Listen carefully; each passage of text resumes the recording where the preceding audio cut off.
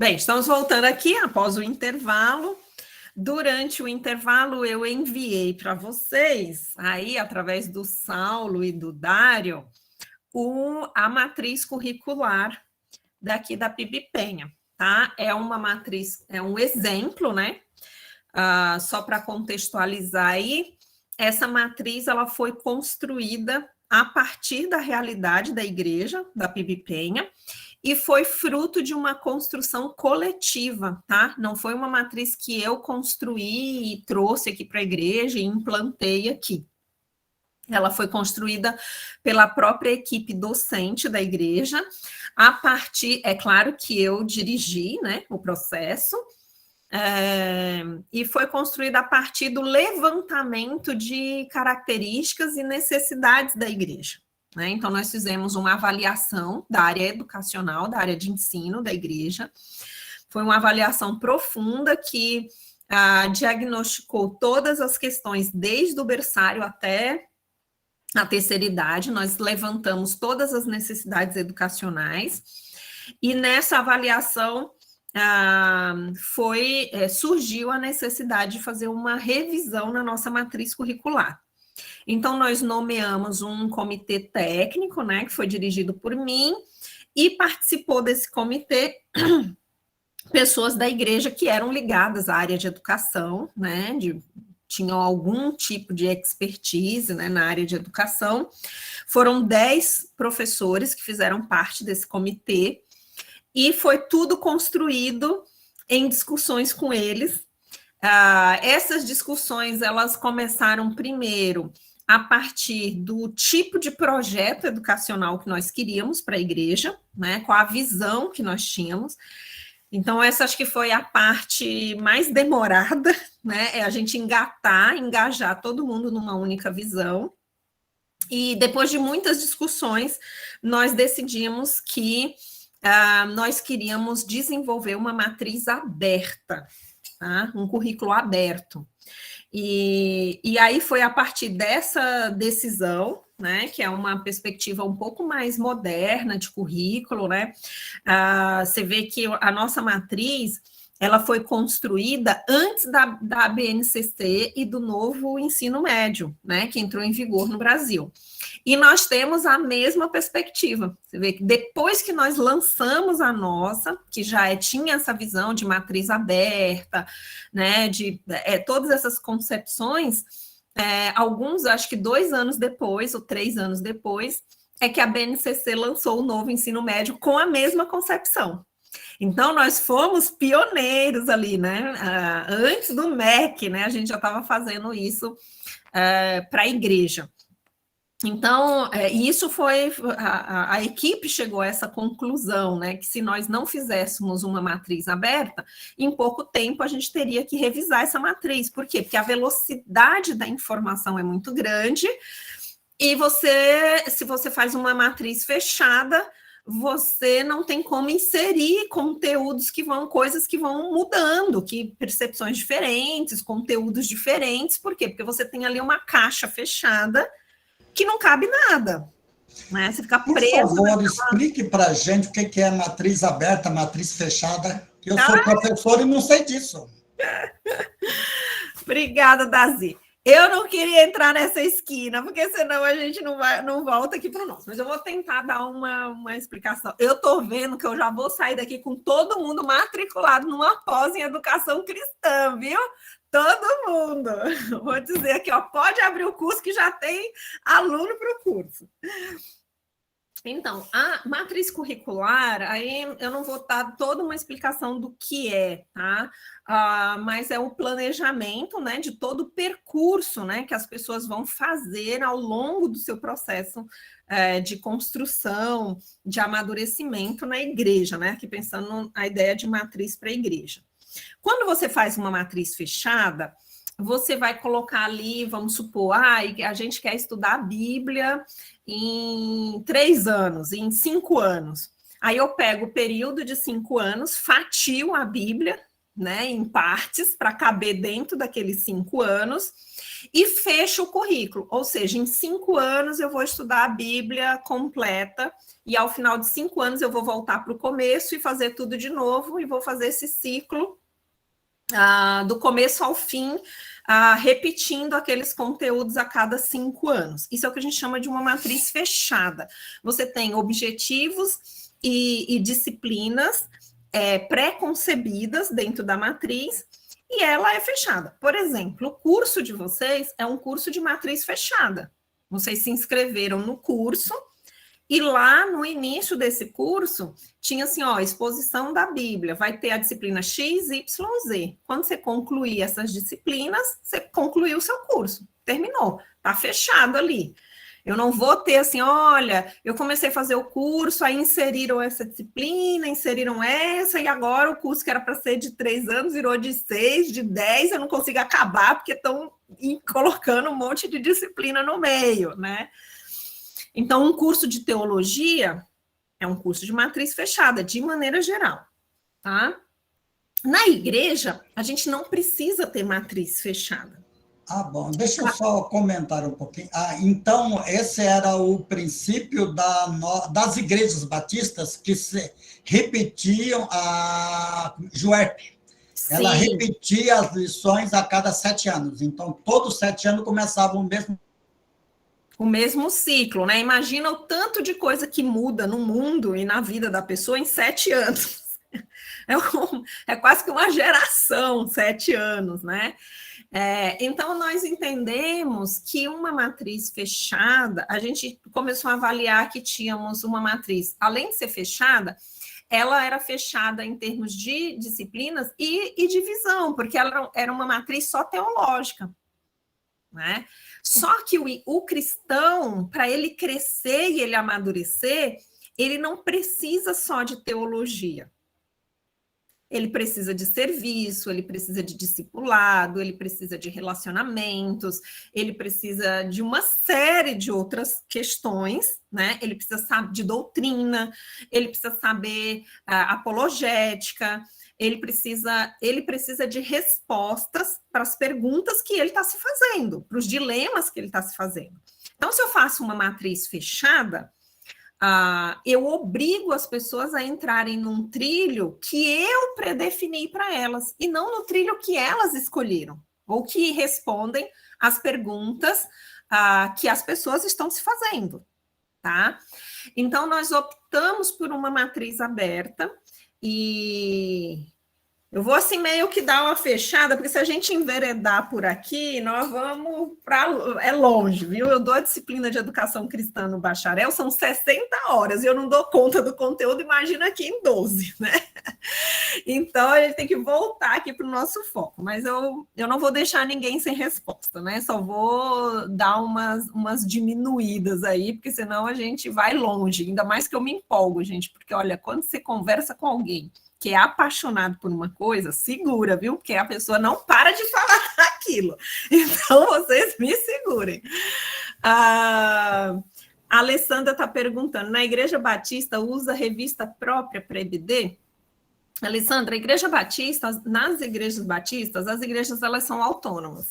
A Convenção Batista Brasileira, ela tem uma editora chamada Convicção.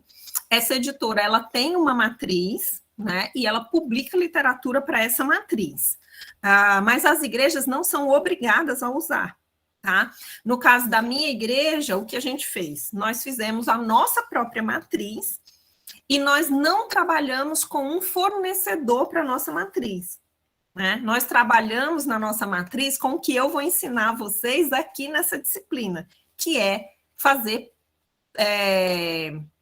programa de disciplinas. Então, a matriz ela é um planejamento grande, em que tem os objetivos da igreja para as pessoas, do ponto de vista de educação cristã, tem todos os blocos dessa matriz, tem os objetivos para cada bloco, tem os objetivos específicos de cada bloco, e para cada objetivo específico tem as disciplinas possíveis, tá? Que são abertas. O que é fixo numa matriz aberta? Os objetivos. O que tem de fixo numa matriz aberta são os objetivos. Então, é a forma como eu dou uma coluna para uma matriz aberta. Eu estabeleço os objetivos e eles não mudam, eles permanecem, tá? Eles são retirados da Bíblia e eles estão ali fixos. Agora, para esse objetivo, eu posso oferecer 1 ou 20 disciplinas. Só que essas disciplinas todas estão ligadas àquele objetivo ali. Bom? Então, é como se ela tivesse... como se fosse uma malha, tá? E o ponto que encontra uma coisa na outra, né, são os objetivos e eles são fixos. Eu posso fazer a trama dessa malha de diversas formas, desde que eu tenha aqueles nós ali, né, que é aquele encontro dos objetivos, tá bom? Então, algumas igrejas têm revistas, usam revistas para ensino da Bíblia, e no caso da PIB-PENHA, nós podemos usar revistas ou não, depende do objetivo da disciplina. Tem disciplina que tem revista e tem disciplina que não tem revista. O que determina se eu vou ter uma disciplina ou não na igreja não é se tem ou não tem revista. O que determina é como eu vou alcançar aquele objetivo. Tá? Eu tenho o objetivo, então eu vou dar um jeito de alcançar aquele objetivo, com ou sem revista. Tá? A maioria das disciplinas, elas trabalham com o programa, né, o plano mesmo da disciplina. Mesmo as que têm revistas, a gente faz o nosso plano de ensino, tá? Que é o que a gente vai trabalhar aqui agora. Tem alguém de mão levantada, né? Quem é? Eu levantei rapidinho, era só para perguntar sobre a questão do conteúdo. Então, alguns conteúdos vocês desenvolvem dentro da própria igreja e aplicam, outros trazem de fora. Seria basicamente isso. Sim.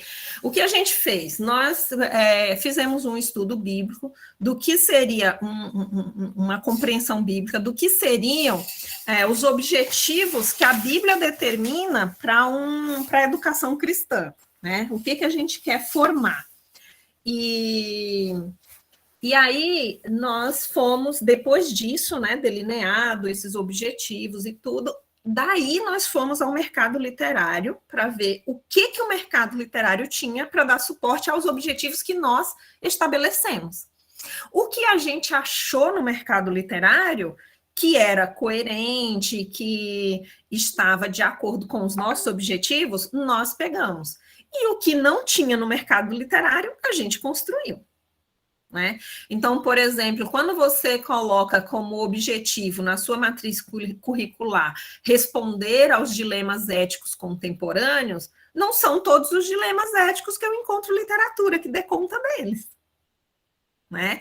Então, por exemplo, a gente teve disciplinas aqui, por exemplo, a Bíblia e a Justiça Social, a gente teve que construir o conteúdo, a responsabilidade social da igreja, o cristão e o meio ambiente, né? Porque tem todos os dilemas éticos relacionados à atuação e à experiência do cristão com a criação de Deus. Existem, a gente vê aí uma demanda louca, né? Assim, a gente está vendo assim, toda uma moda de sustentabilidade, de cuidar do planeta, e as igrejas estão falando o quê? Então, as pessoas estão se envolvendo em causas ecológicas fora da igreja, mas a igreja devia estar brigando por causas ecológicas, porque nós somos mordomos da criação, e a gente está falando nada, está preocupado se a pessoa levantou a mão na hora do apelo ou não levantou a mão na hora do apelo.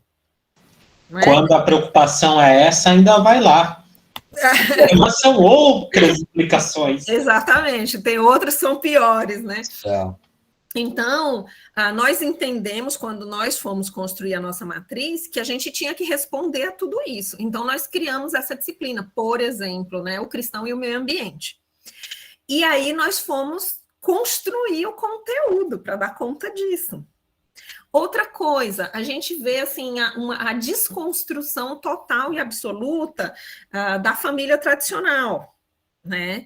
E na própria igreja nós temos uma diversidade de configurações familiares muito grandes, muito grande.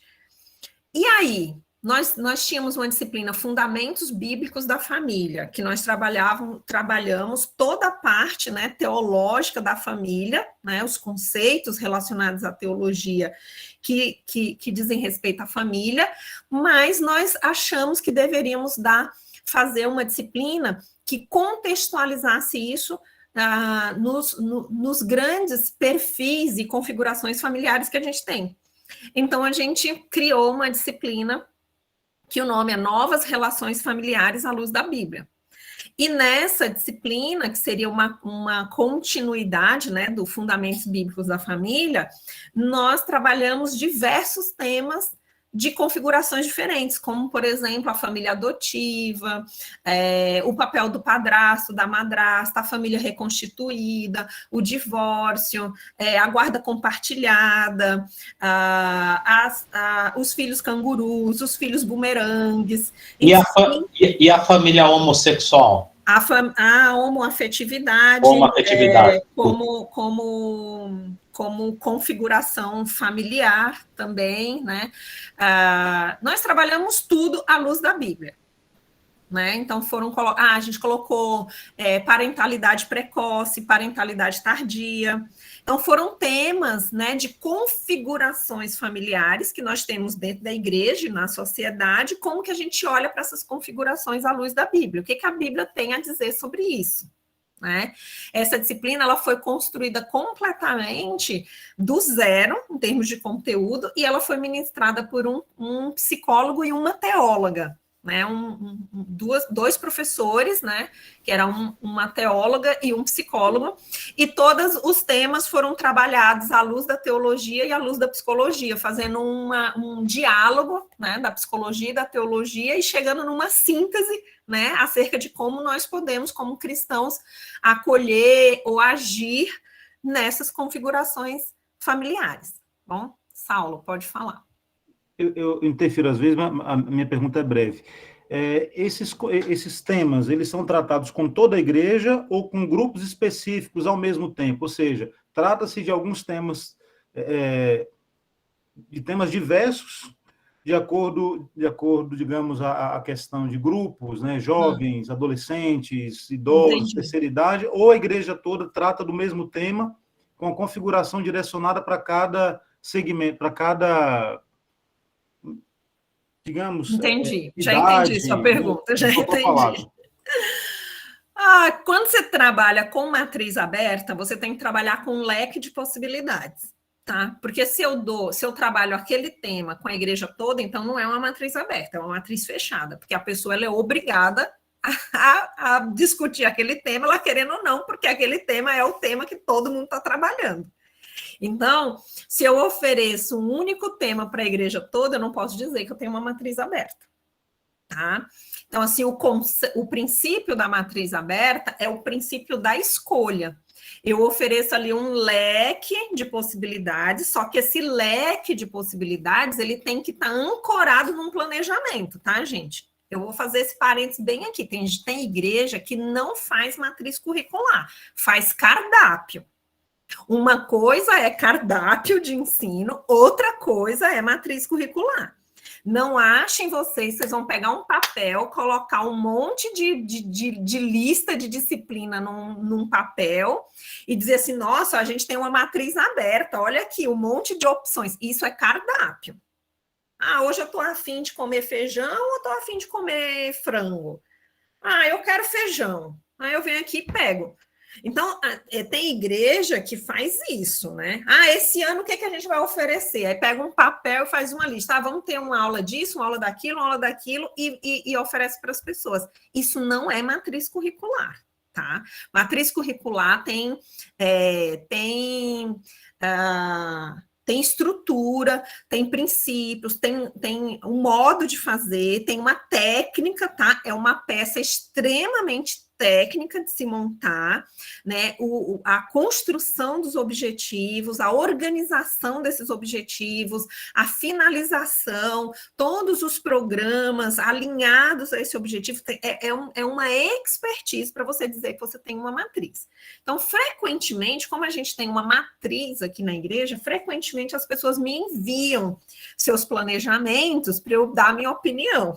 E, geralmente, eu digo o seguinte, olha, você não produziu uma matriz, você produziu um cardápio de ensino. Tá?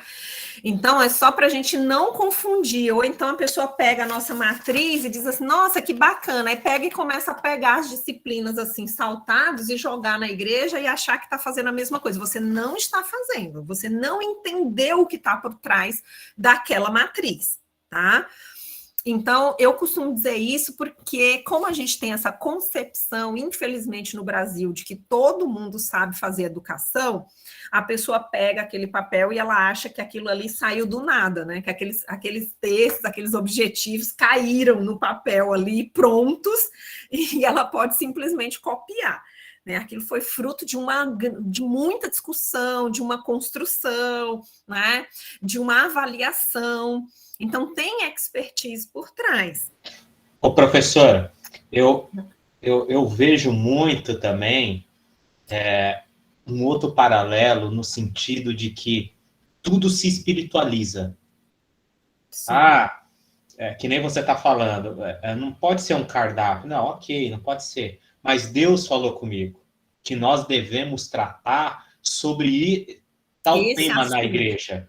Aí lascou. Aí pronto. Aí você vai engolir. Quem é você para discutir com Deus? Se Deus mandou, eu vou fazer o quê? Não é. O camarada é o responsável lá pela educação. Aí falou que Deus falou com ele lá que tem que falar sobre, sei lá, livro de Neemias. E 6 meses goela abaixo de livro de Neemias. Então, assim, aonde que vai estar o planejamento? Aonde que vai estar as disciplinas? Não tem. As perguntas que as pessoas estão se fazendo, o que as pessoas estão se perguntando, a igreja ela tem que responder a essas perguntas. E aí não tem. O que tem é o que o camarada falou assim, olha, Deus falou comigo, é isso aqui que nós vamos estudar e pronto. Então, tem muito disso. E aí, quando você leva essa concepção do que você está dizendo, aí muitos olham com a seguinte lente. Não, peraí. Isso aí é muito acadêmico. Isso aí é muito muito estruturado. E aonde que está o Espírito Santo nisso? Aí pronto.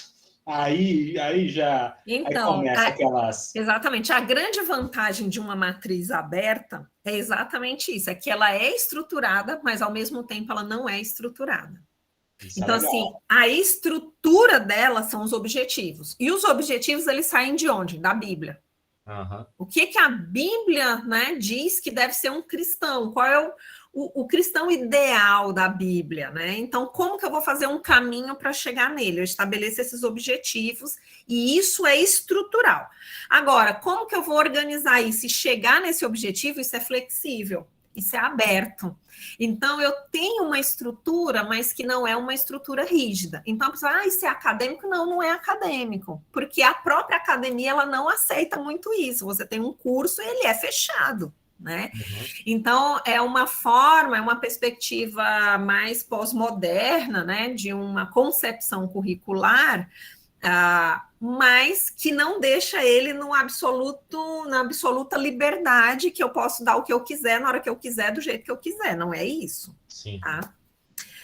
Temos aqui o Wilson, pastor Wilson de mão levantada, e o Dazi. Vamos ser bem breves, não vou conseguir. Oi, Lana. A gente já está dando aula de educação cristã aqui, viu? Oi, Lana, só uma pergunta.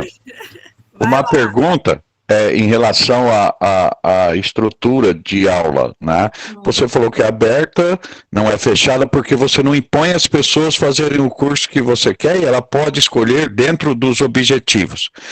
A minha pergunta é, se eu tenho na classe um adolescente, um jovem, um adulto, um idoso, de faixas etárias e diferentes, como você vai dar aula para essas pessoas, quando nós falamos que a linguagem são diferentes, as coisas são diferentes, ou no curricular você coloca para as pessoas as faixas etárias? Ou não tem isso?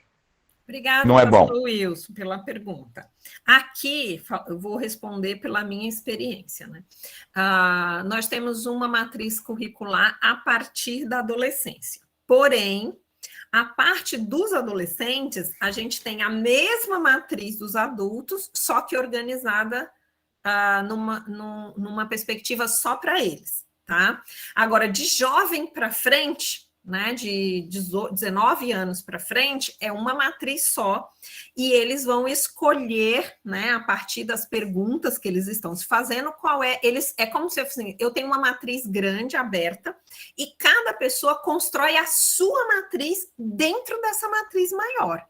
Então, eu escolho, eu quero, sei lá, eu quero fazer Novo Testamento, eu quero aprender o Novo Testamento todinho, livro por livro. Eu vou ali na matriz, eu tenho uma linha que eu consigo fazer isso. Eu já estudei muito a Bíblia, agora eu quero estudar a história da igreja, a história do cristianismo, a história de Israel. Eu tenho uma linha de história que eu posso seguir. Eu estou lidando com pessoas de muitas religiões no meu trabalho, e as pessoas fazem perguntas, eu não estou sabendo responder, né, as diferenças. Então, eu tenho uma linha de apologética ali que eu posso seguir. Né, são várias disciplinas, né, defesa da fé, 1, 2, 3, 4, e eu posso seguir nessa. Eu acabei de ter um filho, o meu filho está adolescente, e a minha grande questão agora é que eu não estou sabendo lidar com a adolescência dele. Eu preciso primeiro resolver esse problema que eu estou, para eu depois seguir em outra linha de estudo. Eu não vou estudar Isaías se eu tenho a possibilidade de responder os problemas e as perguntas que eu estou me fazendo agora. Então, primeiro eu vou responder essas perguntas, depois eu estudo Isaías. Isaías está ali como uma possibilidade para mim, tá? Então, essa questão das faixas etárias, então, se eu tenho de 19 anos para cima, eu posso ter numa mesma sala uma pessoa de 20 anos e uma pessoa de 60, por exemplo. Porém, essas duas pessoas estão se fazendo as mesmas perguntas. Por isso, elas se inscreveram naquela disciplina. Então, se essas duas pessoas de experiências diferentes estão se fazendo as mesmas perguntas, eu consigo interagir com elas, porque eu vou dar respostas para aquelas perguntas durante aquela disciplina. Bom? Então, nesse sentido, essa diversidade ela é colaborativa e não restritiva do meu processo de ensino-aprendizagem. Então, se eu tenho, por exemplo, agora a gente está dando uma disciplina de defesa da fé, né? Que está tratando de religiões não cristãs, né? Islamismo, nova era e tal, e como o que a Bíblia fala sobre isso, como defender a fé, né? Quais são as doutrinas ali que eu posso interagir com aqueles conteúdos. Então, se eu tenho uma pessoa de 20 anos e uma de 60 fazendo essa disciplina, elas duas estão fazendo essa disciplina porque elas estão vivendo situações em que elas precisam dar respostas. E isso une. Eu tenho um ponto de interseção entre essas duas pessoas, a de 20 e a de 60. Tá? Agora, se eu tenho um dilema ético que é específico da juventude, essa disciplina ela vai estar disponível e quem vai se interessar por ela são as pessoas que estão naquela situação. Né? A mesma coisa a disciplina sobre meio ambiente, sobre justiça social, sobre relações familiares. Quem se inscreve na disciplina é porque está se fazendo perguntas relacionadas àquela disciplina. E isso é o que eu tenho que une todas as pessoas que se matriculam ali. Tá? Então, eu tenho uma diversidade de teologia, de discipulado, de ministério, de teologia, dentro da teologia tenho a parte bíblica, histórica, doutrinária e apologética. Eu mantenho um equilíbrio entre todas essas frentes. Então, quem chega para estudar na EBD aqui da igreja, ela tem que tomar essa decisão. O que eu quero? Eu quero teologia, eu quero apologética, eu quero doutrina, eu quero família, eu quero ministério. E aí ela vai se organizando dentro dessa trilha.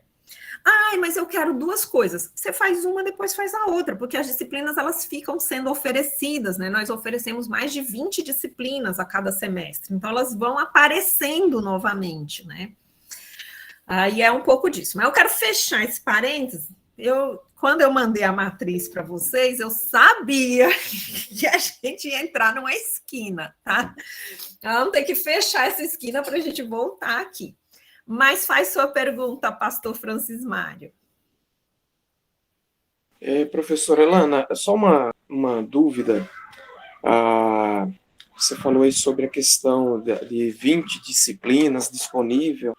Certamente, em termos de estrutura física, a sua igreja dispõe de várias salas. Mas considerando um contexto diferente, onde você não tem essas salas, você tem uma sala para jovens, uma sala para os adultos e 2 salas para criança. Então, você precisa, obrigatoriamente, considerando a EBD no domingo pela manhã, você precisa considerar um determinado tema que possa abranger toda a igreja. Não dá para colocar à disposição, por exemplo, 4, 5 temas, porque você não tem o espaço para acomodar essas pessoas, obviamente.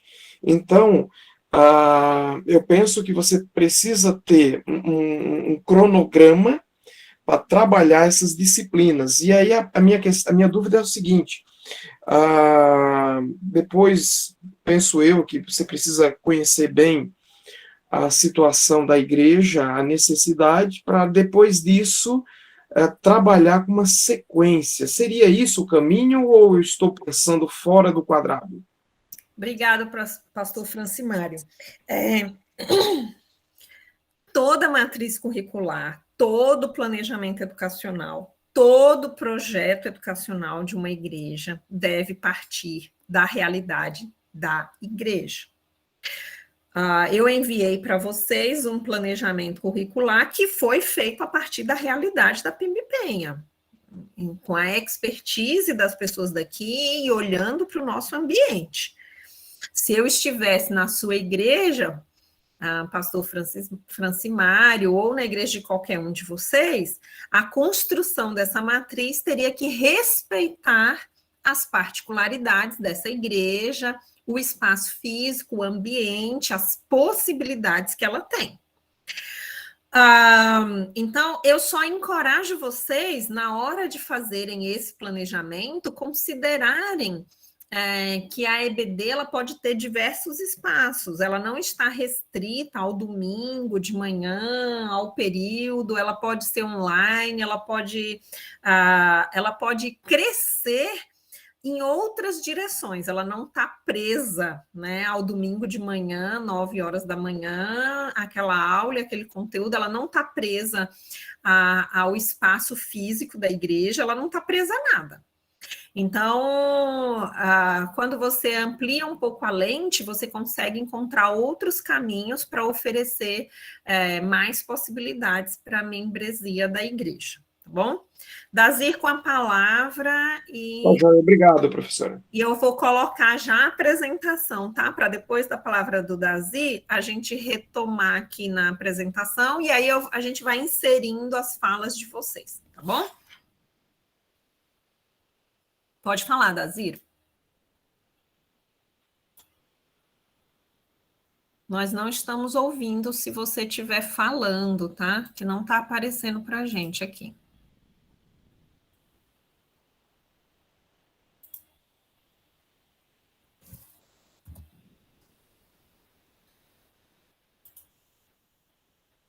Acho que ele saiu, né? Então, vamos lá, ou não está conseguindo falar.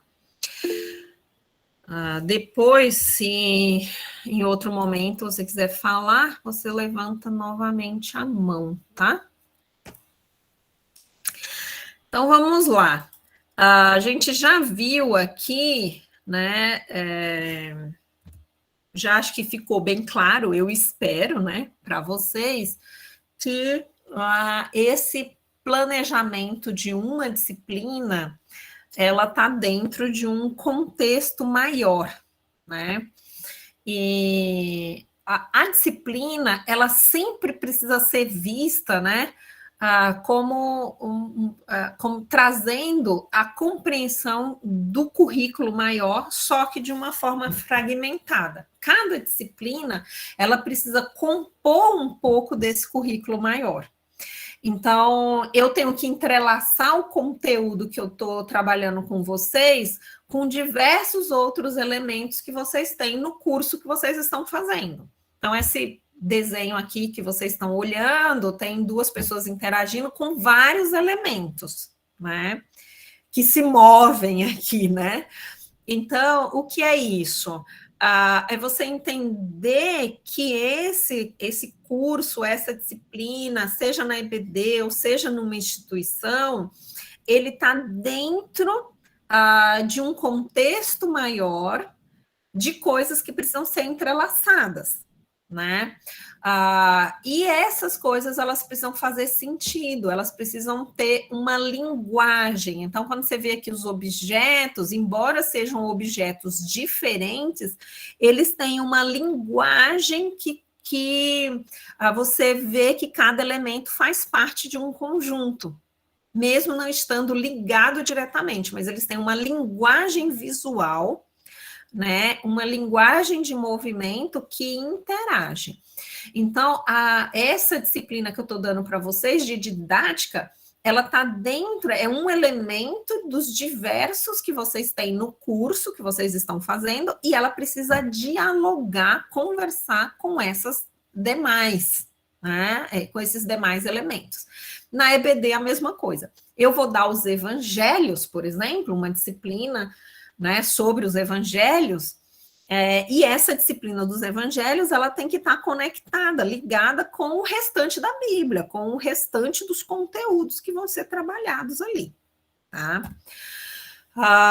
Quando nós vamos fazer um plano, né, ou programa de uma disciplina, tem 2 coisas que eu preciso observar antes de fazer esse plano. A primeira é a que a gente já vem conversando desde ontem, né? E hoje isso ficou bem já claramente posto e discutido aqui, que a primeira coisa é a necessidade de contextualizar essa disciplina dentro, né, desse guarda-chuva maior. Isso é imprescindível, tá?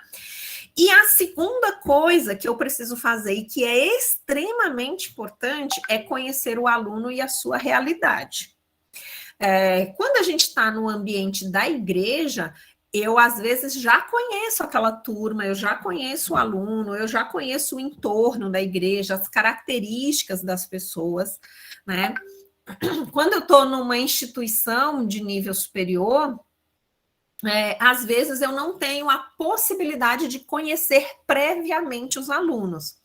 Então, por exemplo, eu não conhecia vocês, até antes de ontem, né, até às 6h59 de ontem, vocês eram pessoas absolutamente desconhecidas para mim. Eu montei o meu projeto, né, meu plano, meu programa da disciplina, considerando esse contexto da disciplina dentro do curso e da instituição. Mas eu não tinha nenhum conhecimento de vocês. Então, como que eu comecei a minha disciplina? Quem se lembra ontem? Pedindo para cada qual falar de si alguma coisa, se apresentar. Falar das expectativas de Isso. vocês, o universo. Eu perguntei quem dava aula em escola, quem dava aula só na igreja, qual a experiência que tinham com o ensino, o contexto, a denominação, isso já diz muito para mim, né? São batistas, são assembleanos, são presbiterianos, né? Qual a tradição educacional dessas denominações, né? Eu tenho um pouco de conhecimento disso. Então, quando eu tive acesso a esse perfil de vocês, eu logo redirecionei a disciplina para esse perfil. Em algumas situações, isso pode ser feito antes. né? Eu posso preparar o meu planejamento já tendo esse conhecimento do perfil da turma, dos objetivos, do tipo de conhecimento prévio que eles têm. Uma coisa que eu anotei aqui, né? A formação de cada um. Tem gente que é da área de teologia, outra é da administração, outra é do direito, outra é da economia, outra é da área de saúde. Então, nós temos aqui uma diversidade, que é a diversidade que a gente tem também na igreja, né? A diversidade que você tem na igreja, né? Numa classe de estudo bíblico. E aí eu tento ajustar aqui, né? Eu não vou mudar o objetivo da disciplina, porque os meus alunos são diferentes, tá? Eu não vou mudar o objetivo da disciplina. Por quê? Porque esse objetivo da disciplina está ligado ao guarda-chuva anterior, que é o lugar dessa disciplina no curso e na instituição. Mas eu posso adequar esses objetivos, conduzir esses objetivos para atender aqueles alunos, né, que eu tenho aqui. Como que a gente conhece um aluno, uma turma, né? Eu tenho a possibilidade de conhecer como eu conheci vocês no início, porém, quando eu vou trabalhar com turmas muito específicas, por exemplo, de adolescentes, de jovens, ou uma turma numa igreja, né, que tem uma característica, né, sociocultural, eu tenho outra estratégia que eu posso usar para conhecer esse aluno, que é o que a gente chama de mapa de empatia, tá? Quem aqui já ouviu falar? Ninguém? Nunca ouvi falar, prof. Bom, então vamos lá para... Alguém já ouviu? Não. Então vamos lá. O mapa de empatia, ele é uma ferramenta que vem do marketing digital, tá? O que o marketing digital faz? Quando eles vão lançar um determinado produto, né, no mercado, ou vão fazer qualquer tipo de campanha, tá? Eu já ouvi isso, professora. Tá, ou vão fazer qualquer tipo de campanha, eles fazem o levantamento do mapa de empatia. Só que esse mapa de empatia, ele é feito relacionando o que a pessoa é, o que ela sente, o que ela escuta, em relação àquele produto que eles vão lançar. Então, por exemplo, se eu quero lançar uma margarina no mercado, né, eu vou tentar imaginar o que as pessoas pensam e sentem em relação à margarina, o que elas escutam. Isso engorda, isso faz mal, enfim. O que ela fala e o que ela faz, e aí eu vou analisando isso para encontrar um jeito de apresentar o meu produto de forma que atraia aquele tipo específico de consumidor, tá? Então, essa é uma ferramenta que vem do marketing digital, mas que ela pode ser utilizada no ensino. Por quê? Porque eu vou trabalhar com uma classe que tem um perfil, né? E não é um perfil de público-alvo. Não adianta eu pegar ali, por exemplo, é uma sala de adolescentes. Não adianta eu pegar assim, qual o perfil do adolescente de hoje? O adolescente é isso e aquilo. Quando eu faço esse perfil, é um perfil mais de público-alvo, que é um perfil genérico. Quando eu faço um mapa de empatia, eu tento me concentrar em como seria um adolescente típico que eu vou ensinar. O que ele pensa, o que ele sente, o que ele vê, o que ele escuta, né? O que ele fala, o que ele faz, o que ele ouve sobre si mesmo, né? O que as pessoas estão falando sobre ele, quais são suas dores, seus medos, né? Quais são suas preocupações e quais são seus sonhos, seus desejos, né? Suas vontades.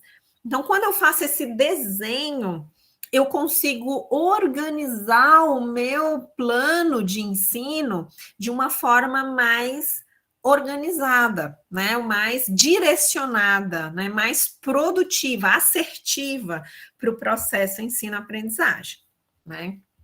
Então, por exemplo, quando eu conversei com vocês lá no início, eu captei algumas coisas, né? O sonho de vocês de ensinar a Bíblia de forma melhor, né? O desejo de vocês de serem bons expositores da Bíblia, o medo de talvez lidar com essa diversidade de pensamento, né? Isso veio muito, né? Mas agora não tem só uma verdade, os professores não são tão respeitados quanto anteriormente, né? O medo de usar uma metodologia ativa está sendo menos profundo do que seria se eu não usasse.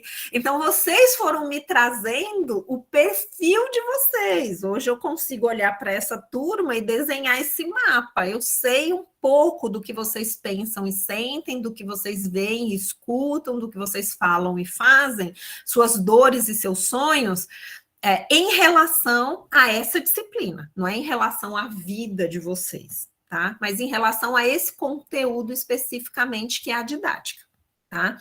Então, eu fiz aqui um exemplo do que seria um mapa de empatia, e antes de fazer um plano de disciplina, eu preciso fazer esse mapa, e eu coloco o mapa ali do lado, e eu vou montar o plano baseado e olhando para aquele mapa ali, tá? Essa é uma ferramenta que vocês podem sair daqui já usando dessa disciplina, tá? Então, veja só, aqui é claro que é um exemplo bem resumido, né? Até porque se eu fosse trabalhar tudo do mapa de empatia, nós íamos ficar aqui a manhã inteira só trabalhando com essa ferramenta, e não é o objetivo, tá? Que é só uma degustação, tá? Então, por exemplo, se eu vou trabalhar com uma sala de adolescente, então, o que ele pensa e sente? Né? Ele está numa cultura líquida de relatividade, de que não é bem assim, essa é a sua verdade, não é a minha, e eu tenho que entender que a cabeça dele funciona dessa forma. Tá? O que ele vê e escuta? Ele vê TikTok, Instagram, ele ouve hip hop, então ele tem uma atenção muito mais curta, porque ele está acostumado com um conteúdo que é uma pílula, que é muito rápido, que é instantâneo, ele está acostumado com coisa que muda rapidamente, eu fico ali 1 minuto naquele vídeo, depois já é outra coisa, então a minha atenção é muito curta, né? O que ele fala e faz, ele anda em grupo, ele fala gíria, ele tem um estilo próprio de se vestir, e aí eu vou colocando ali, né? O que ele ouve sobre ele mesmo, né? Ele ouve que ele é um aborrecente, que ele é preguiçoso, ou que ele é rebelde, enfim. Aí você vai ver o que o adolescente ouve dele mesmo, né? E como aquilo que ele ouve dele mesmo impacta, né? Quais são as dores, os medos de um adolescente, né? Talvez ser julgado, não ser compreendido, o medo de sofrer bullying, por exemplo, o medo de não encontrar um namorado, um parceiro, que isso é uma fase da vida que isso é muito importante, né? De ficar sozinho, de ser abandonado, enfim, tem diversas dores e medos, não passar no vestibular, né? Ser reprovado. Tudo isso são medos, né, que talvez esteja na mente de um adolescente.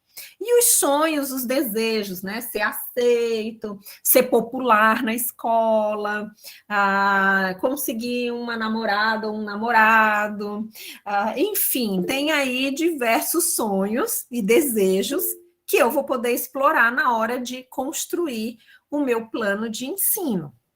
Tá?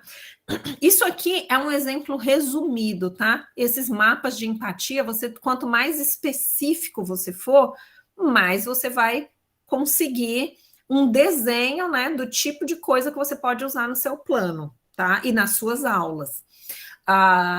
Se a gente vai fazer um mapa de empatia de um estudante universitário ou de alguém do ensino superior, os conteúdos vão ser totalmente diferentes. Né, o que ele vê, o que ele pensa, o que ele escuta. Se eu fizer um mapa de empatia de vocês aqui, né, estudantes de pós-graduação, vai ser muito diferente do que está aqui no adolescente. Então, esse mapa do empatia, ele me dá esse olhar para quem eu estou dando aula, para quem eu estou preparando esse plano de ensino, tá? Dazir, pode falar. Durante toda a nossa fala, tenho ouvido muitas pessoas falando sobre a Bíblia, estudar a Bíblia e ensinar a Bíblia. Acontece que praticamente todas as religiões e todos os grupos éticos e assim por diante, eles utilizam a Bíblia dentro daquilo que ele tem como objetivo. E por isso que vê entre as defesa da fé, a gente querer preparar para enfrentar um grupo X que está incomodando, e aquele grupo X que incomoda, ele também diz que está estudando a Bíblia, que está ensinando a Bíblia, né? Como utilizar esta versão de ensinar a Bíblia, quando, na verdade, eu tenho objetivos bem diferentes em relação a outros grupos?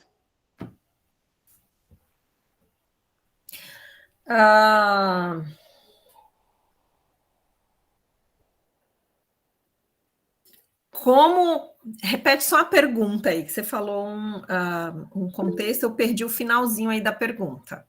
Como fazer diferença quando eu estou dizendo que eu estou querendo ensinar a Bíblia, mas eu quero ensinar a Bíblia para me defender ou fazer meu grupo se defender dos, desculpa eu usar aqui um nome, Testemunho de Jeová, Adventista, Cristão do Brasil, ou sei lá, o grupo que está incomodando.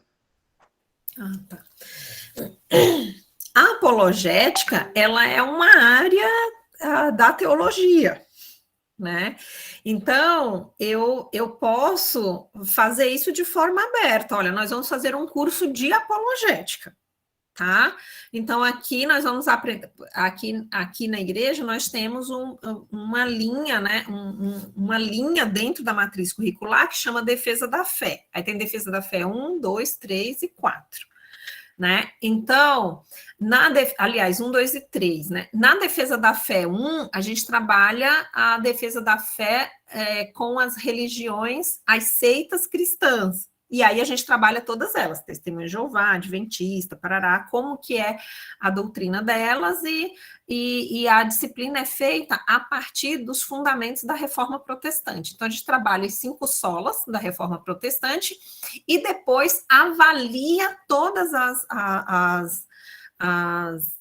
as seitas a partir dessas 5 solas. Né? Então, quando eu olho, por exemplo, um TJ, para uma congregação cristã do Brasil, qual das 5 solas ela fere, né? Ou ela não atende, ou ela não compreende, né? Então, é uma disciplina de teologia que tem uma base forte, mas ela trabalha essa defesa da fé.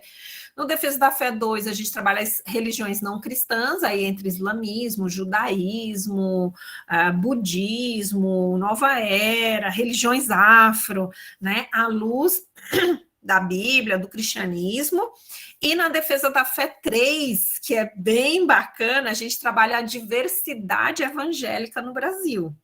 Então, como que eu defendo também a minha forma de compreender a Bíblia para outra pessoa que também é evangélica, mas que interpreta a Bíblia totalmente diferente de mim, né? Então, qual a diferença entre um evangélico tradicional, pentecostal, neopentecostal e hiperpentecostal? Então, o que tem de diferente? Quais são os pontos que divergem? Por quê? Porque para as pessoas, evangélico é tudo farinha do mesmo saco, né?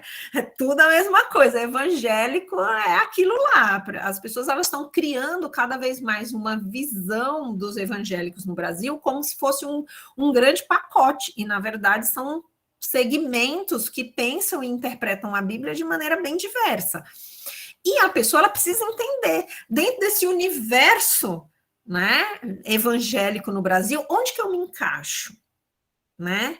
Onde que eu me encaixo? E como que eu posso entender e respeitar a forma de outros evangélicos compreenderem a Bíblia e interpretarem a Bíblia, mas em que referencial?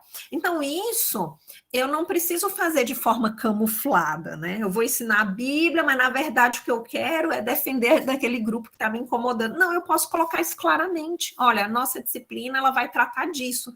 É uma área da teologia, é a apologética, e aí tá tudo bem, né? O que é combinado não sai caro, né? Então, eu acho, não sei se eu consegui responder aí, Dazir, a sua indagação, tá?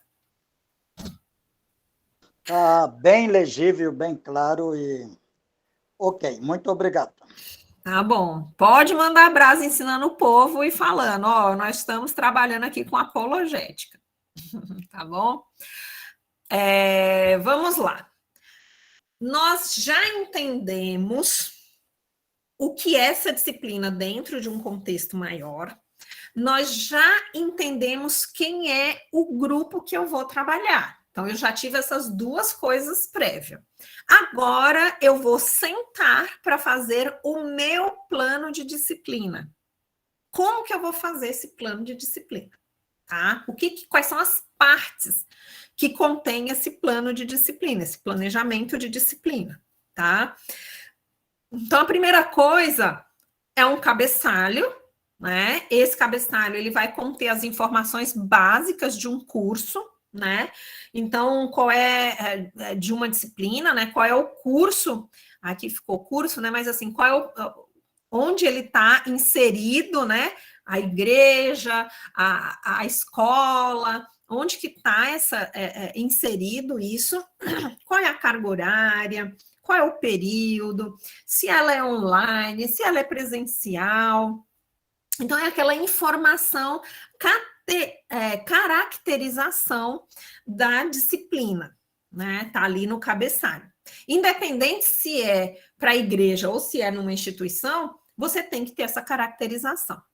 Em seguida, vai ser feita a ementa, tá?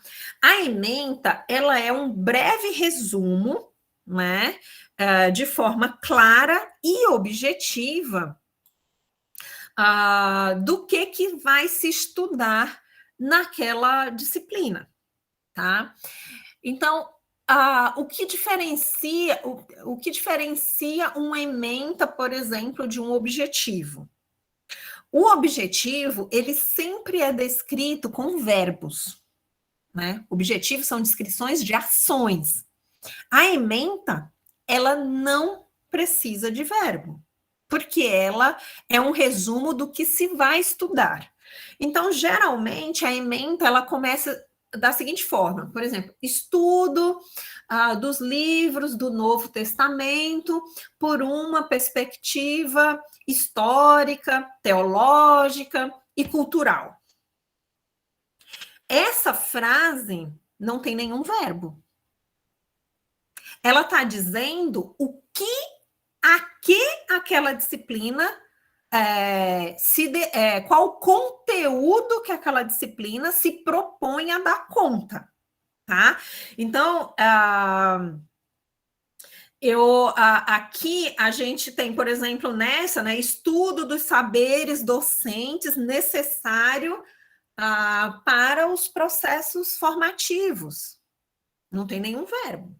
Eu estou dizendo que essa disciplina vai estudar isso, né? Então, sei lá, disciplina de apologética, que o Dazir mencionou, eu vou colocar estudo das religiões não cristãs e qual a resposta do cristianismo a elas.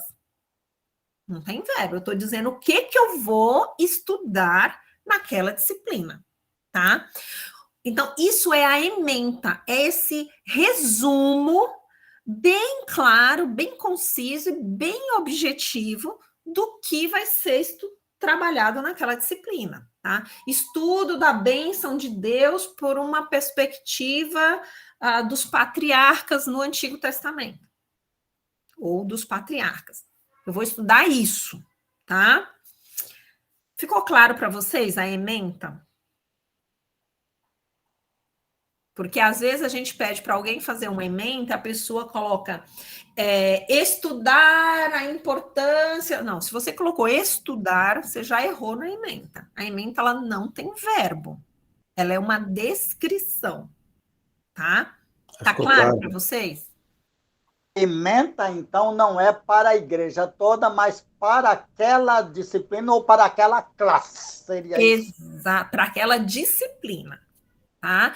Então, assim, eu vou dar um curso de Novo Testamento, eu vou dar um curso de uma disciplina de Novo Testamento, uma disciplina de doutrina, né? Uma disciplina de doutrina sistemática, uma disciplina de teologia bíblica, uma disciplina específica do livro de Isaías, uma coisa de escatologia, de Apocalipse, é aquela disciplina que eu vou trabalhar ali. Tá? Aí essa disciplina ela tem um ementa. A igreja como um todo, ela não tem ementa. Ela tem visão, missão, valores, objetivos. Não tem uma ementa da igreja. Tá?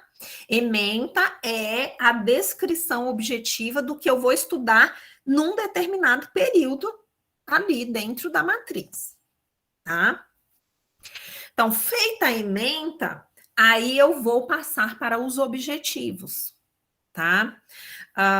Os objetivos, eles vão indicar quais são as aptidões, competências e habilidade que eu pretendo desenvolver com aquela disciplina.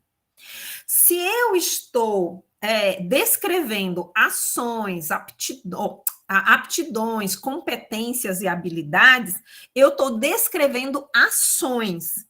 Se eu estou descrevendo ações, eu tenho que usar verbo. Na língua portuguesa, o que indica a ação do sujeito? Aula de português agora.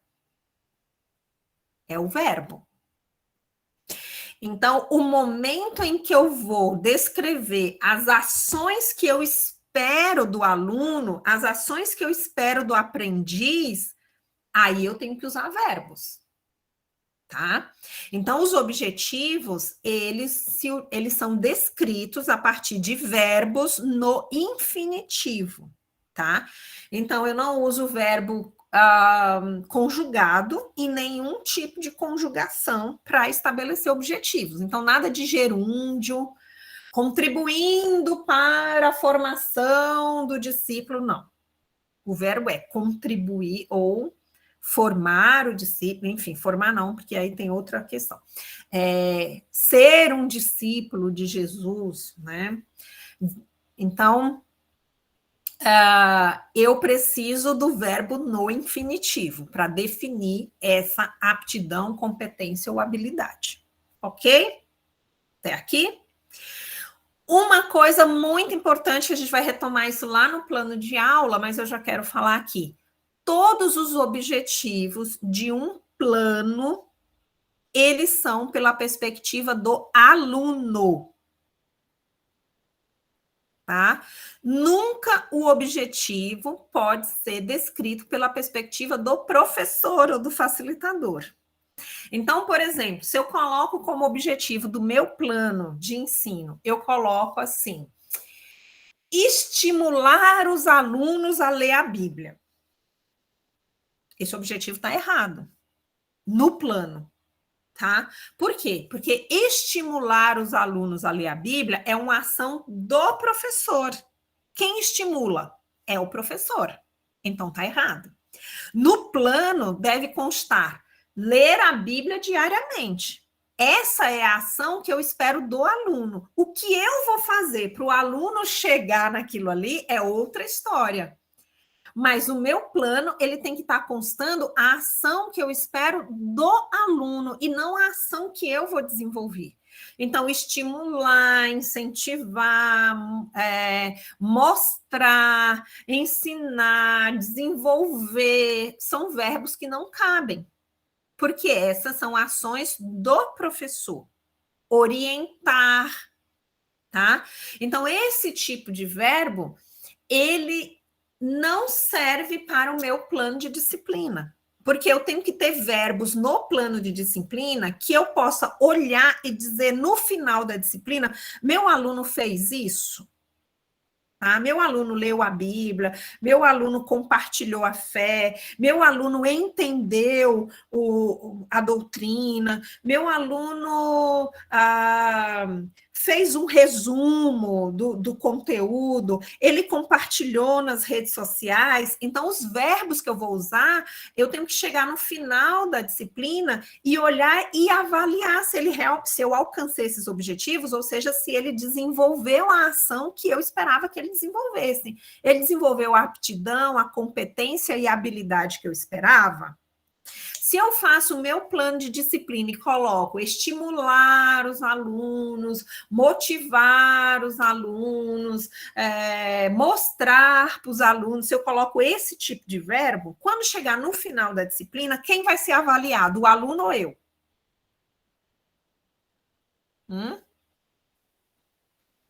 Se eu coloco os objetivos pela minha perspectiva, no final da disciplina, eu vou ter que me avaliar e não aos alunos. Tá vendo? A minha avaliação, ela é indireta. Se o aluno, ele desenvolveu a aptidão, a competência e a habilidade que eu esperava, então o meu processo ensino-aprendizagem foi eficiente. Tá bom? Anderson, pode falar. Talvez seja por isso que há uma certa frustração, às vezes, pelos professores. Porque nós montamos tudo, vou me generalizar, tá? Montamos tudo a partir da nossa perspectiva. E nessa proposta de passar, os alunos não conseguem atender, porque não sondamos a perspectiva dele em relação a determinado tema, assunto, e aí gera frustração, ou seja, não há ensinamento porque não houve aprendizado. Então, os dois se frustram nesse sentido, é isso? Sim, obrigado, Anderson. Gente, quando você elabora o seu plano de disciplina pela sua perspectiva, né, pelas ações que você vai desenvolver, isso mostra a visão de ensino, de mundo, de sujeito, de educação que você tem. Quando você coloca no plano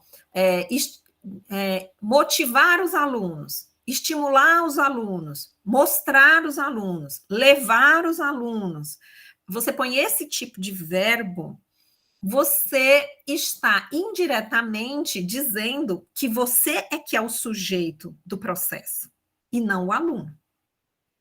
Você é que é o protagonista do processo. Porque quem estimula é você, quem mostra é você, quem leva é você, quem ensina é você, quem orienta é você. Então, você é a estrela do negócio. E se a gente não muda a nossa cabeça nessa perspectiva, a gente não avança. Tá? A gente não avança em termos de resultado. Tá? Então, se eu é que vou mostrar, eu que vou estimular, eu que vou levar, eu que vou orientar, eu sou a estrela, logo a minha performance é que é importante. Se os verbos que eu utilizo são ler a Bíblia, orar, testemunhar, o aluno deverá realizar essas ações, construir, compartilhar, convidar,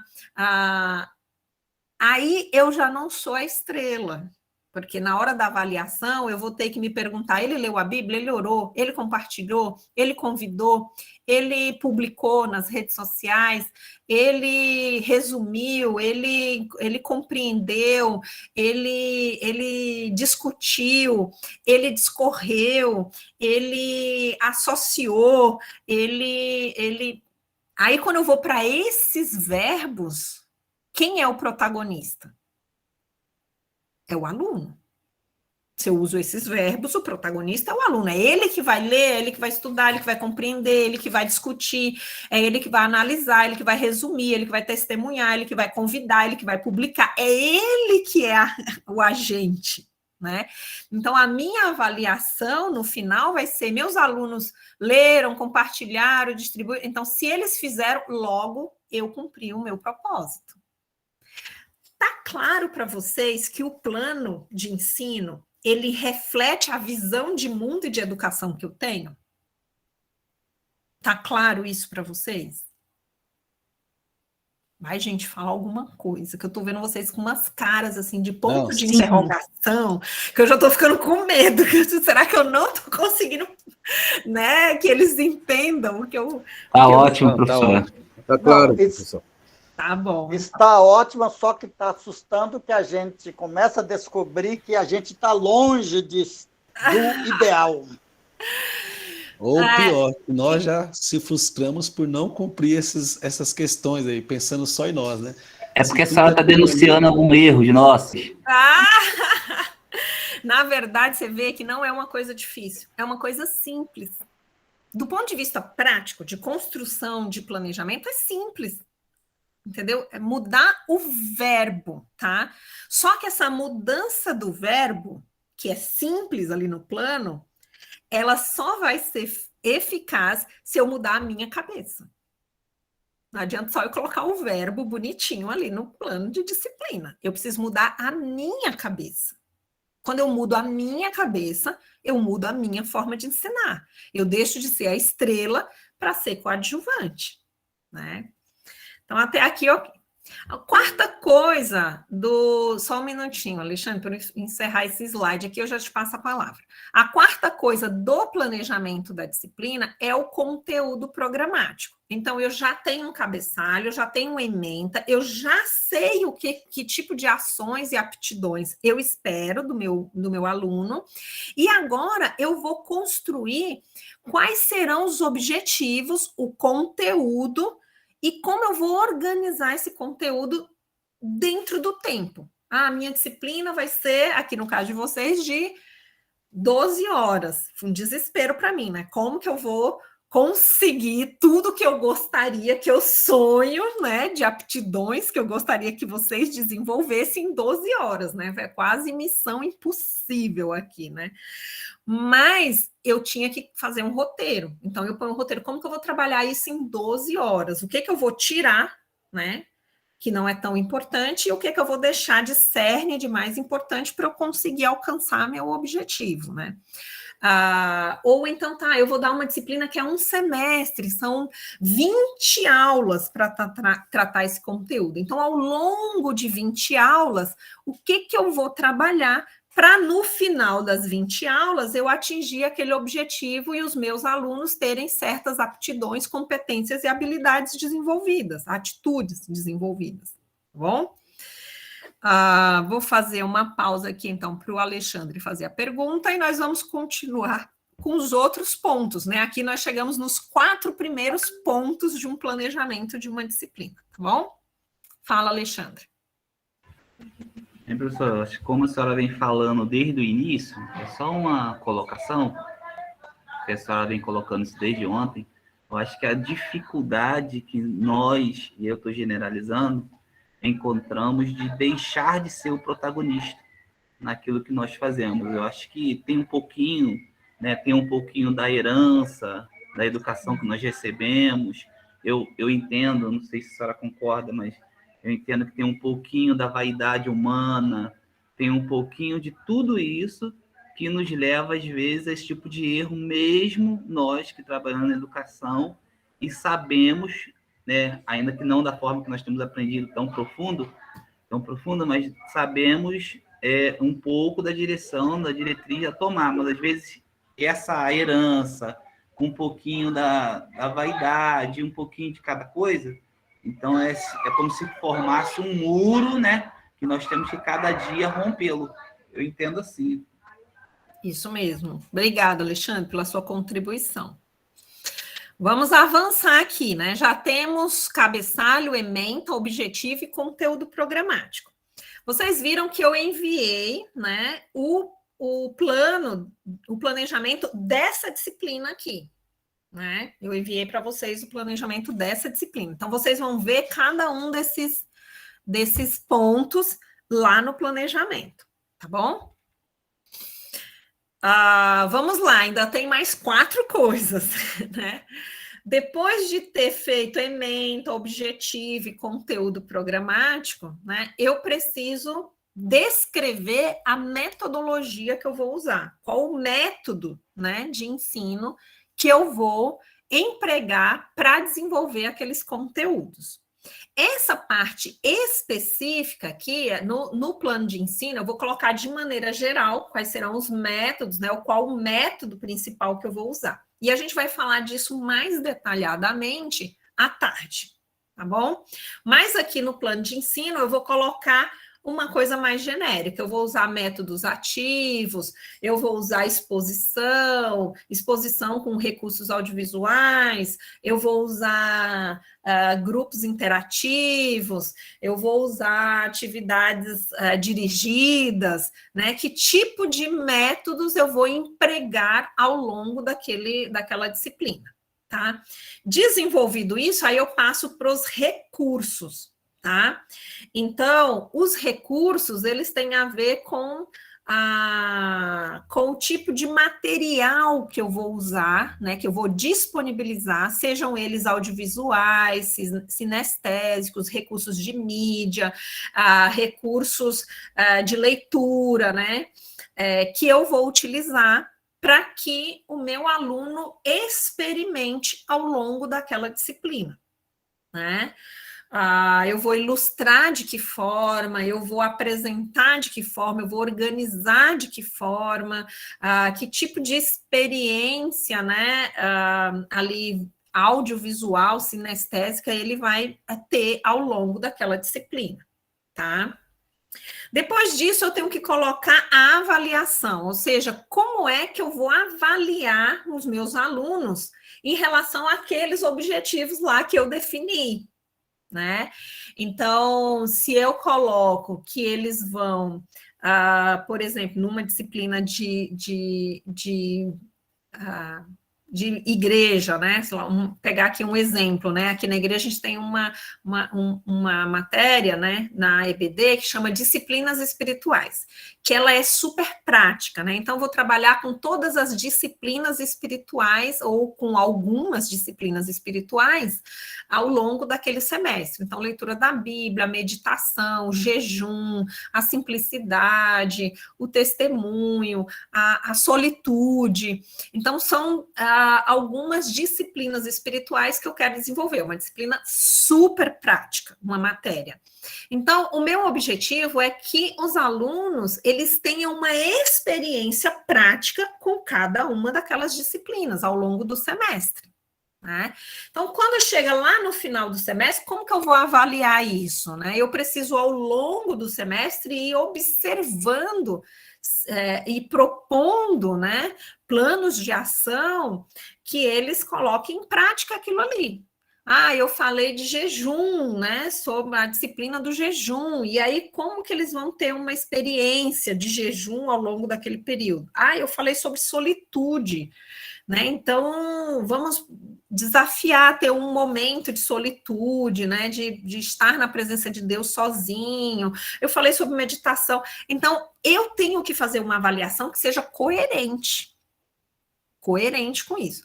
Então, se eu estou dando uma disciplina de cronologia bíblica, né? Então, estudando a Bíblia ali em ordem cronológica, né? O meu objetivo é que o aluno ele consiga compreender essa cronologia da Bíblia e que isso fique cognitivamente organizado na mente dele.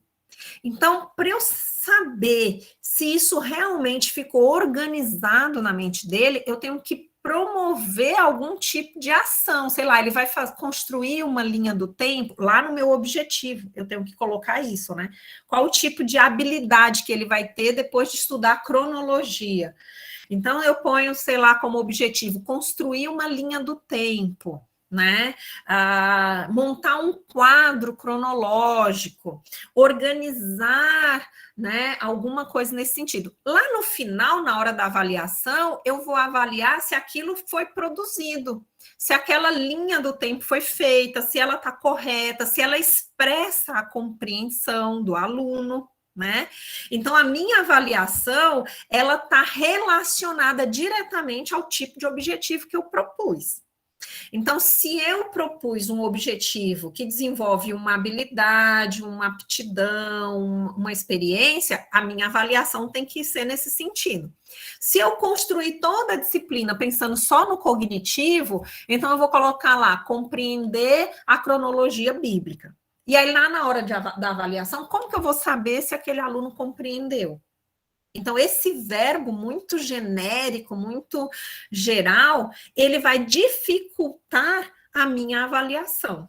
Eu tenho que ter o meu objetivo geral, que é essa compreensão, mas eu tenho que ter objetivos específicos que me ajudem nessa avaliação, tá? Então, o meu objetivo geral é que eles compreendam a cronologia da Bíblia. Mas o específico é que ele faça uma linha do tempo, ou que ele apresente essa linha do tempo, que ele transcorra isso, que ele faça. Então, eu tenho que ter ações, verbo de ações concretas, para que eu possa, lá na avaliação, olhar e observar se houve aquele aprendizado. Tá? E, por fim, o último elemento do meu plano de ensino é a bibliografia, que é onde eu vou colocar a lista dos livros, dos artigos, dos vídeos, que serão acessados ao longo da disciplina. Qual o conteúdo no qual eu vou me basear, tanto de forma básica, né, a bibliografia básica, quanto uma bibliografia complementar para aquele aluno que diz assim, poxa, eu nunca parei para pensar nesse negócio de cronologia, eu quero me aprofundar nesse conteúdo. Então, eu tenho ali a bibliografia complementar que a pessoa pode ir atrás desses conteúdos para se aprofundar, caso ela queira. Eu acho que tem alguém de mão levantada, porque eu não estou vendo vocês, então... Tem ou não? Alguém pediu a palavra? Foi eu que falei, foi eu que levantei a mão e baixei, sobre metodologia e recursos. Um depende do outro, e eu acredito que a metodologia dependa dos recursos que temos. É isso? Não necessariamente. Nós vamos falar especificamente sobre isso à tarde, tá? A metodologia é o caminho. O recurso, eles são ferramentas para percorrer esse caminho, tá? Então, quando eu falo sobre metodologia, eu estou falando sobre por exemplo, os métodos ativos, ele é um guarda-chuva grande, que tem uma concepção por trás deles, né? Então, se eu compreendo que o aluno é o protagonista do processo, eu vou escolher um método que o aluno seja esse protagonista. O recurso são as ferramentas que eu vou usar. Então, se eu vou usar um data show, se eu vou usar um objeto, se eu vou fazer um formulário, se eu vou fazer uma atividade, isso é um recurso. Mas esse recurso, ele está a serviço da minha compreensão do método que eu vou usar. Ficou claro isso ou não? A gente vai falar um pouco mais sobre isso à tarde, tá? Mas já deu para dar uma pista, assim? Ou não? Para vocês ainda está confuso método e recurso. Ô, professora, queria fazer uma pergunta para a senhora. A gente, às vezes... ministra, né? Prega em algumas igrejas e tudo. Alguns dos irmãos aí também, acredito que sim. E a gente vê uma grande dificuldade, né? Principalmente dos nossos líderes, na questão de ensinar e pregar. Nessa questão desse planejamento, eu poderia estar inserindo assim numa pregação, ou é mais para aplicar na parte de quem gosta de ensinar na escola dominical, ou até em alguns seminários. Eu também dou aula aqui no curso básico de teologia, na nossa sede, né? Então, às vezes, ensinar muda um pouco a questão da postura no púlpito, mas eu vejo uma grande dificuldade, né? Eu não sei se daria para inserir um planejamento dentro de uma pregação no púlpito. Lucélio, muito obrigada pela sua observação, tá? Olha, o que eu tenho visto ao longo da minha experiência, toda vez que eu dou aula sobre plano de ensino, sobre metodologia, para teólogos, eles chegam a essa conclusão. Poxa, eu posso fazer isso na pregação, por que eu nunca pensei nisso? tá? Isso é todos os semestres, entendeu? Eles chegam a essa conclusão: poxa, eu posso fazer isso no sermão, então eu vou fazer. Quem vai fazer isso no sermão? Vai fazer isso no sermão a pessoa que fez a metanoia da sua mente e mudou a ideia de que ele é que é a estrela do processo. Quem fez essa mudança, essa metanoia na mente e conseguiu finalmente entender que a aprendizagem, a aplicação, ela só vem quando o meu foco é o meu ouvinte e não eu, quem fez essa mudança, inevitavelmente, ele vai mudar o jeito de pregar, ele vai mudar até o jeito de conversar com as pessoas. Tá? Porque quando eu faço essa mudança na mente, eu consigo ouvir as pessoas, porque eu já entendi que para as pessoas é mais importante falar, né, em alguns momentos, né, expressar, e depois eu direciono isso, do que ouvir um discurso. Né? Então, quem tem dificuldade para ouvir, tem muita dificuldade para ensinar. Tá? E, às vezes, os professores, eles não querem dar voz para a turma com medo da turma tomar o tempo. Nossa, eu vou deixar eles falarem, eles vão falar, vai acabar o tempo e eu não falei. Né? Então, vocês veem aqui, eu tenho que organizar o meu conteúdo de forma que vocês possam participar. Às vezes eu preciso dar uma reconduzida, gente, vamos colocar aqui, por quê? Porque eu tenho uma função aqui de direcionar esse processo, de organizar o tempo para que eu consiga ouvir vocês, acolher vocês e, ao mesmo tempo, conduzir vocês nesses conteúdos. É a minha função aqui. Mas, se eu não tiver essa concepção, eu não estaria desenvolvendo com vocês um diálogo tão bacana como a gente está desenvolvendo, que todo mundo pode falar, contribuir, né, construir, e isso, para dar esse espaço, eu preciso montar o meu conteúdo arejado. Se eu estivesse fazendo aqui 100 slides, cada um com 5 tópicos, que eu poderia fazer, porque esse conteúdo é super rico, né? Eu não ia poder dar espaço para vocês, porque eu tinha 100 slides para apresentar, cada um com 5 tópicos, ou seja, em 12 horas eu ia falar 500 tópicos. Aí dá tempo de vocês falarem alguma coisa? Não, não dá. Né? Então, quando eu entendo que a fala de vocês ela é importante e eu preciso acolher, eu organizo a minha aula e o meu programa de forma arejada, tá? Para caber isso aí, tá? Nós estamos aqui chegando no final da manhã e eu quero só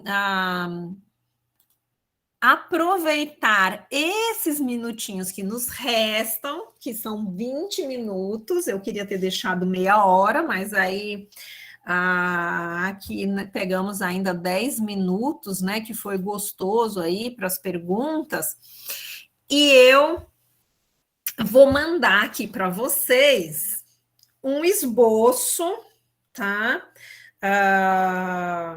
Peraí, deixa eu ver se eu vou mandar. Eu já mandei? Eu acho que não, né? Não, mandei só a matriz. Eu vou mandar agora para o Saulo e para o Dário um esboço de um plano de ensino, e eu vou pedir que vocês, quem está no computador, abra o plano e faça um esboço. Não precisa ser uma coisa muito elaborada, tá? Mas um esboço, assim, do que você colocaria se você... na hora de planejar um curso, né? Na hora de planejar uma disciplina. Deixa eu colocar aqui para vocês. Espera aí. Professora. Oi.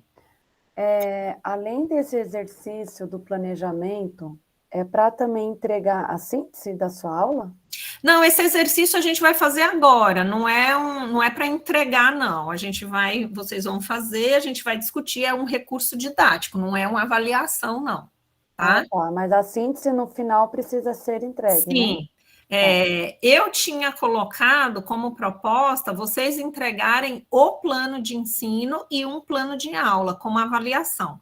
Mas depois eu fui alertada, né, de que nessa pós as avaliações são iguais para todas as disciplinas. Que é exatamente a questão da síntese, né? Então, eu não posso... de certa forma, mudar isso já é do projeto pedagógico do curso, tá? Acabei de enviar aí o plano para o Saulo, deixa eu abrir aqui agora o Dário. É um plano daqui da Teológica, né? Só que eu tirei os conteúdos para que vocês possam preencher. A gente tem duas formas de fazer. Posso dar esse tempinho para vocês tentarem, né, construir aí individualmente, e à tarde a gente retoma fazendo isso de forma coletiva. O que vocês acham? A gente poderia escolher uma disciplina igual para todo mundo, para depois a gente fazer um consenso, tá? Vamos fazer isso agora? O que vocês acham? Vamos fazer o exercício com que disciplina? Alguém quer sugerir?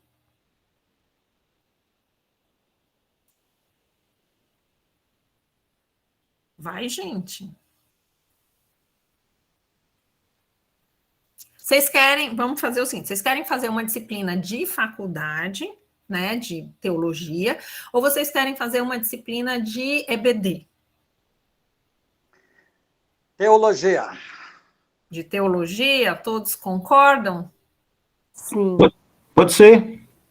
Tá, dentro da teologia, vocês querem pegar uma disciplina de Bíblia, ou vocês querem pegar uma disciplina, assim, teológica mesmo, tipo teologia sistemática, teologia bíblica, ou alguma coisa assim, tipo Novo Testamento e tal. Ou, sei lá, cartas de Paulo, por exemplo. O que vocês querem? Pensam. Vai, gente, a gente vai perder o tempo todinho só escolhendo. Fala logo um aí. Carta de Paulo? Tá. Todo mundo concorda? Tá bom.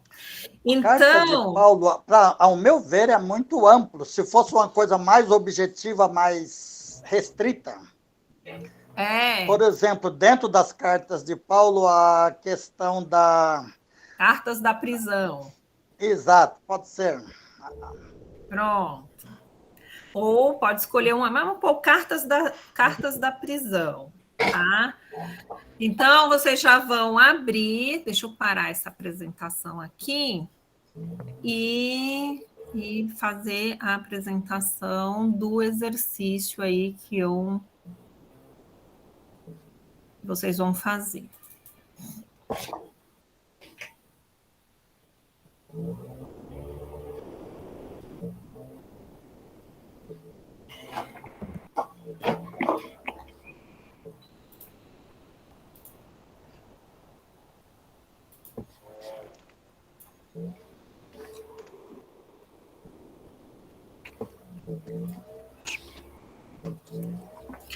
O que eu mandei para vocês é isso aqui, né? Essa ementa vocês têm que apagar, que essa ementa é do curso aqui, né? Então, vamos ver aqui, vocês vão ter que fazer outra ementa, porque a disciplina é cartas da prisão, não é isso? Eu já vou colocar aqui, ó.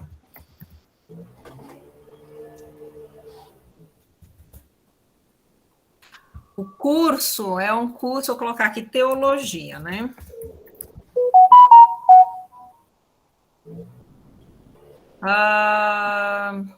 No curso de teologia, a carga horária é maior, né? Eu acho que os cursos são de 40 horas, 30 horas. O que a gente põe aqui?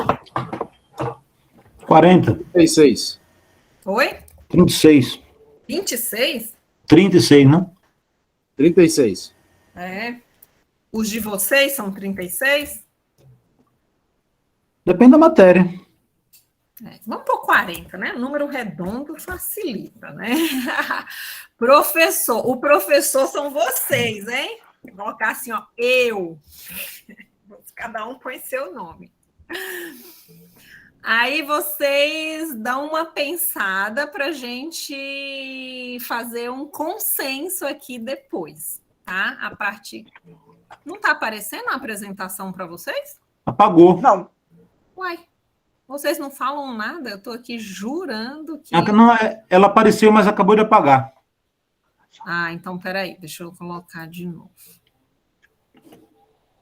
Deixa.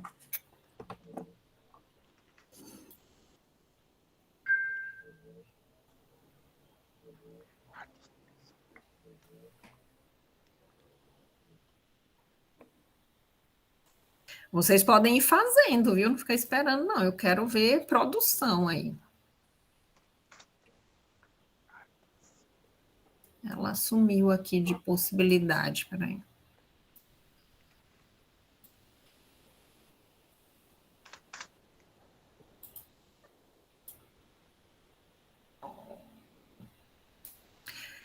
Vocês vão fazendo que eu vou fechar e abrir de novo, porque ela sumiu realmente aqui da opção de compartilhar, por isso que ficou preto. Vocês vão fazendo aí que depois a gente vai fazer um consenso, tá? Do que cada um pôs e fazer uma geral do grupo a partir do que cada um fez.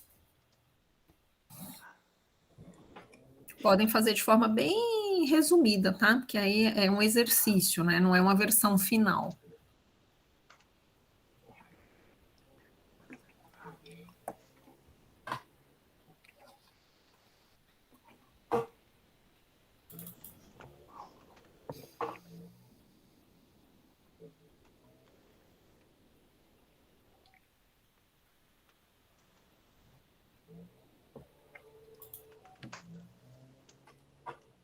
Olha, o pessoal está dizendo que não recebeu.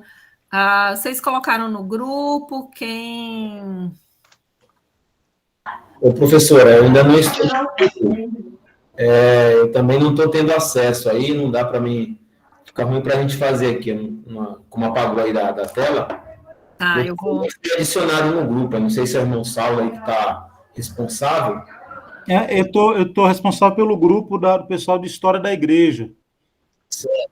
Eu ia perguntar isso, mas eu pesquisei e vi que você mandou pelo WhatsApp, no grupo pelo WhatsApp. Então, quem está ouvindo, tem que sair um pouquinho daí da tela e entrar no WhatsApp para ver o que ela mandou lá no grupo. Eu não consigo mandar arquivo por aqui, né? No Meet eu não sei, no Zoom eu consigo mandar. Aqui eu não... Alguém sabe fazer isso? Nem sei se é possível. É pela lousa interativa.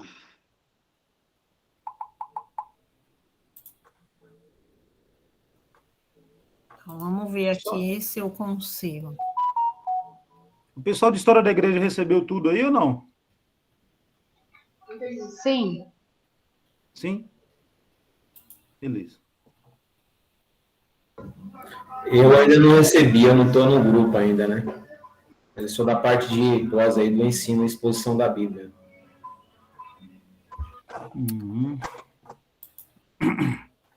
Teoricamente, para mandar por aqui, eu tinha que ter a opção no chat, né? No Zoom você tem um clipezinho que você manda aqui no próprio chat, você consegue mandar arquivos. Aqui eu não consegui achar a opção, não sei se sou eu que não conheço muito bem. Deixa eu ver aqui. Abri uma lousa interativa. Mas eu acho que aí ela fecha a apresentação, né? Deixa eu ver.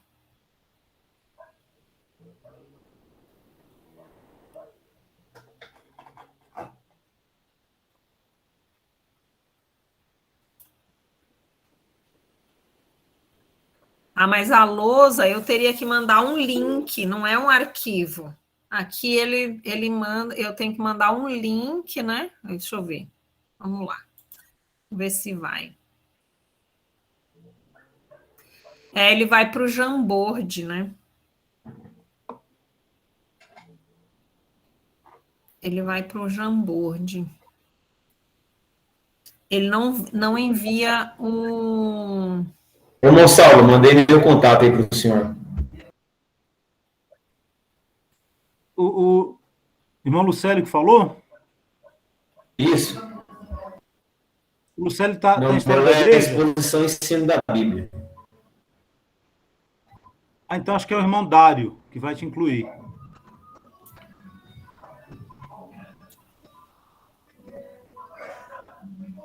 Tô aguardando aí, tá bom? Porque eu não tô tendo acesso aí à planilha. O Dário está na aula ou saiu? Tem alguém do outro grupo que pode me passar o contato para eu enviar? Ah, irmão Dário, se você puder inserir o irmão Lucélio.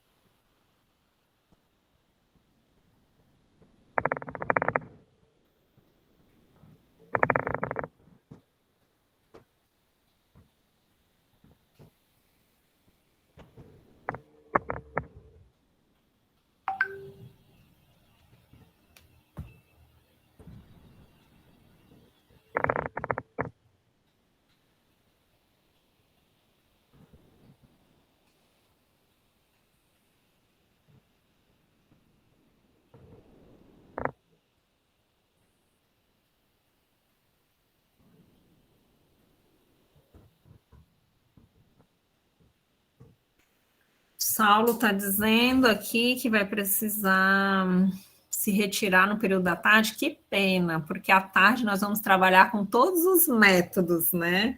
Eu vou ter que rever depois, professora. Desculpa, viu? Que eu já quero agradecer, desde já. Irmãos, eu vou ter que me retirar. Um abraço a todos, viu? Deus abençoe. Bom, vamos fazer o seguinte. Vocês vão fazer esse exercício, né? Nós vamos dar a pausa agora.